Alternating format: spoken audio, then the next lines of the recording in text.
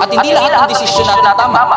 Hindi ko sinasabing lahat ng desisyon ko ay naging tama. Pero ang alam ko lang, every single day of my life, kailangan kong ipagkatiwala sa Panginoon ang lahat ng desisyon ko. Kasi yung karunungan ko limited, pero yung Diyos na pinaglilingkuran ko, boundless. Kaya sabi ng Bible, trust the Lord with all your heart and lean not on your own understanding. Sinabi ng Bible, kung kailangan mo ng wisdom, humingi ka sa Panginoon. If any one of you lack wisdom, you should ask the Lord. Sinabi rin ng Scripture, tumawag ka sa Kanya at siya ay sasagot. Sinabi na ng Bible, yes, it's a guarantee na every time na tayo mananalangin, natatawag sa Panginoon, may garantiya ang Biblia sa atin, sasagot siya. Hindi lang dinarante na ng Bible na gusto mo yung sagot niya, pero ang garanti ng Bible, sasagot ang ating Panginoon. Sinabi na ng Scripture, magpakalakas kayo at magpakatatag kayo sapagkat nangako ang Diyos, kasama mo siya sa anumang hakbang ng iyong buhay.